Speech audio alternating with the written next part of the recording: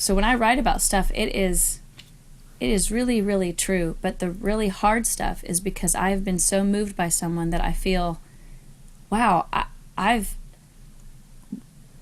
how is it that I've been protected from that experience? Or I'm meaning, I'm talking to a fan or a friend or a family member that has had extensive sexual abuse. And I'm like, man, I'm so thankful I was protected from that. And I've never thought I was better.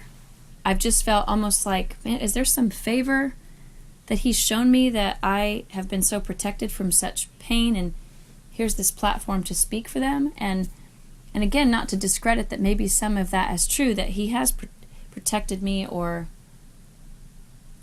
allowed me to live in such a way that I could be a voice for those that couldn't speak for themselves. But now I've gone through some really hard stuff this last year of my life that pales in comparison to the pain that I've went through in my life prior. And now I see that when you really, really, really suffer, it is very difficult to sing and speak and write about that because it's so deep and so painful. So having written about cutters per se, it makes sense to be a voice for them because it's really hard for them to verbalize that. Yeah.